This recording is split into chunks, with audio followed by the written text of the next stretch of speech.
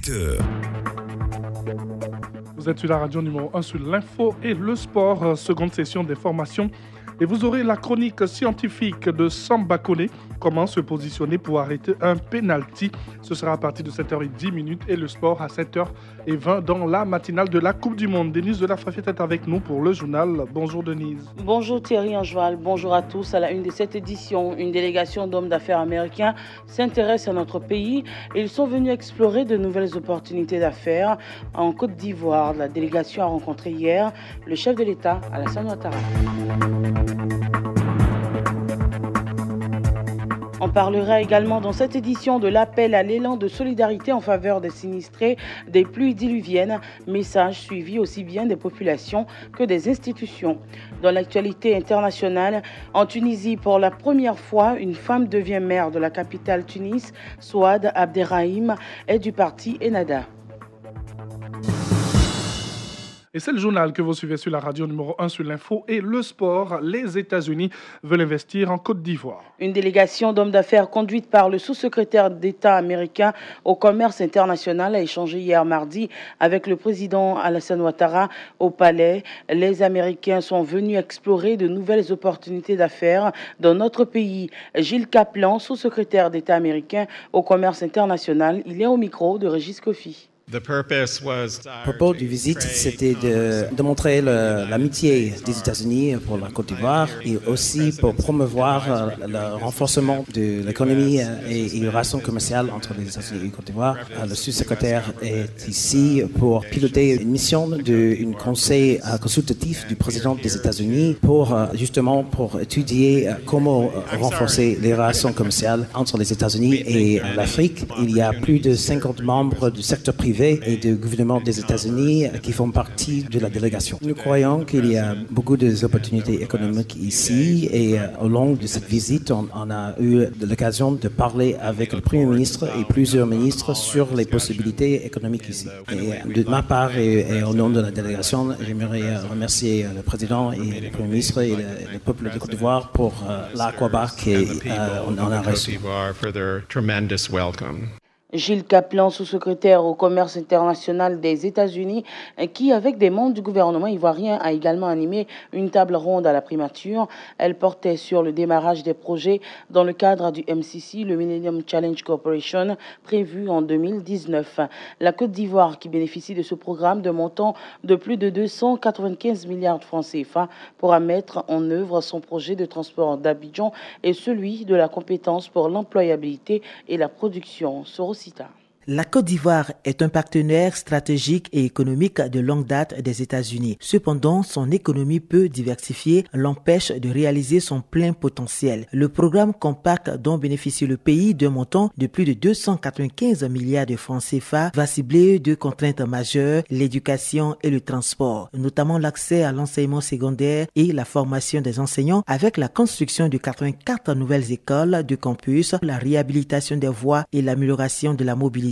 Patrick Hachi, secrétaire général de la présidence. Les accords de prêt ont été signés, approuvés par le gouvernement. Le conseil d'administration qui va donc gérer ce projet a été mis en place et fonctionne. Le recrutement du personnel de l'équipe de projet est en cours. L'équipe est en train de se mettre en place et les choses se déroulent conformément au programme initial. Rappelons que le Millennium Challenge Corporation est une agence gouvernementale américaine indépendante dont la mission est de lutter contre la pauvreté dans le monde à travers une croissance économique portée par le secteur privé, ce dont aidera la Côte d'Ivoire à façonner un avenir fort et stable.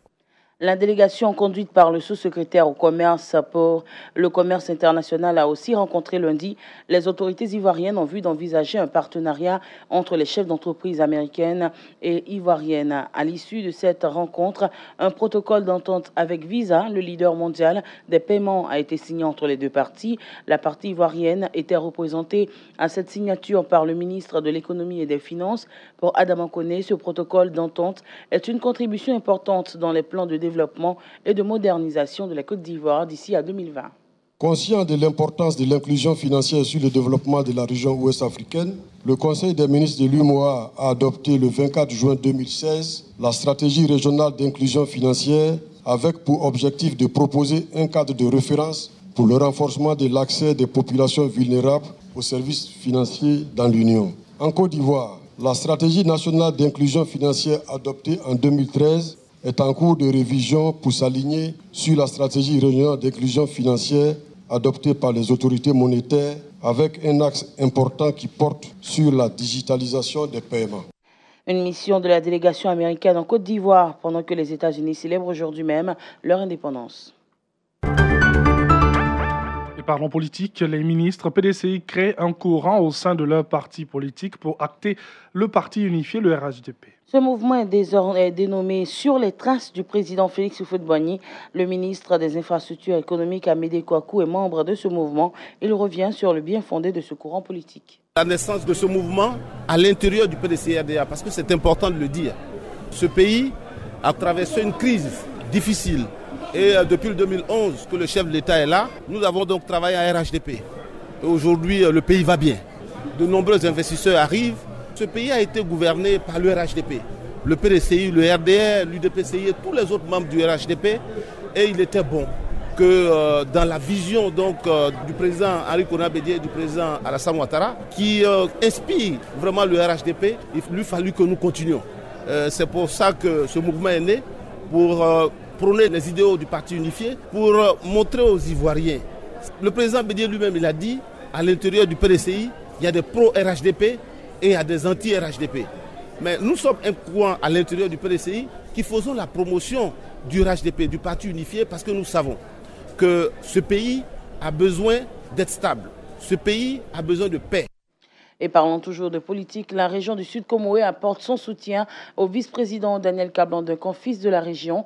Une forte délégation conduite par le ministre des Affaires étrangères, Marcel Amantano, a eu une rencontre hier mardi à la résidence du vice-président. Une démarche qui fait suite à la récente rencontre du bureau politique du PDCI-RDA dont a pris part Daniel Kablan-Duncan et qui, disent-ils, a été chahuté alors qu'il souhaitait exprimer une opinion. Plus de détails dans nos prochaines éditions. Et Action sociale, 10 millions de francs CFA en vivre et en non-vivre et un chèque de 4 millions de francs CFA ont été offerts respectivement par le groupe CIE-SODECI et la Société ivoirienne de banque CIB aux sinistrés des inondations de la ville d'Abidjan et de l'intérieur du pays. Ces dons ont été faits au ministère en charge de la solidarité qui se chargera ensuite de les redistribuer aux populations concernées. Écoutons Dominique Kakou, directeur général de la CIE, sur le bien fondé de ces actions. La SODECI et la CIE sont des sociétés qui vivent au quotidien auprès des populations. Donc dans une situation comme celle-ci, nous ne pouvons pas rester loin. Il faut tout de suite que nous apportions notre soutien en tant qu'entreprise citoyenne à nos frères, à nos sœurs qui sont dans le malheur. Tout ce que nous pouvons faire, c'est de leur apporter le réconfort, le soutien moral. Mais pour les familles sinistrées, les familles qui ont besoin d'aide, eh bien notre devoir, c'est d'apporter le concours que la SODECI et la CIE peuvent apporter aux côtés de l'État. Et la Côte d'Ivoire a abrité un sommet sur le climat, le sommet Climate Change Afrique 2018. Ce rendez-vous des acteurs non étatiques du continent africain est une volonté des pays africains de se rassembler, de travailler en synergie en vue de délivrer des messages forts et concrets dans le cadre de la lutte contre le changement climatique. Les précisions de Ami Traoré.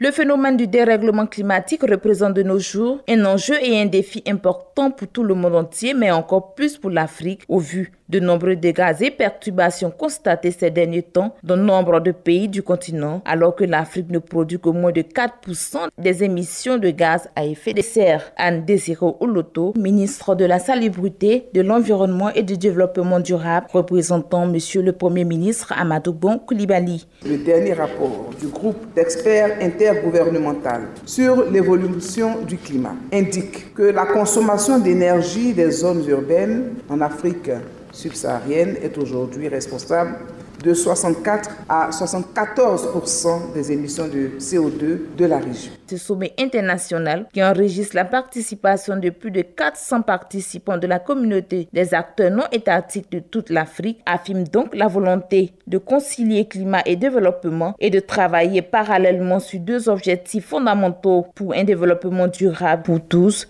Ceci passe par la réalisation d'ateliers spécifiques aux problématiques de développement africain, financement, aménagement de villes, agriculture, et forêts sont quelques-unes des thématiques structurantes ce sommet. Ronan Dantec, président de l'association Climate Change. Nous avons aujourd'hui absolument besoin de cette dynamique mondiale. Nos sociétés doivent donc, quelles qu'elles soient, faire leur part de ce travail. Et puis, professeur Sandrine Varlet-Polno s'est donné la mort hier après une chute de son bureau au 13e étage à la tour administrative C au ministère de la Santé.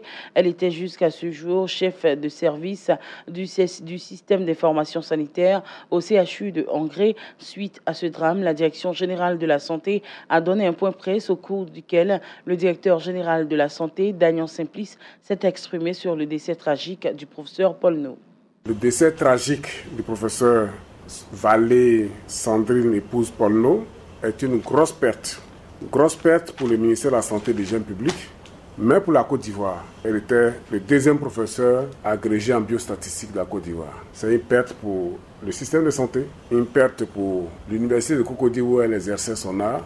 Maintenant, la ministre de la Santé et des Jeunes publics présente au nom de tout le système de santé ses condoléances à la famille du défunt, à la famille des enseignants de l'université de Cocody et à toute la grande famille du système de santé ivoirien.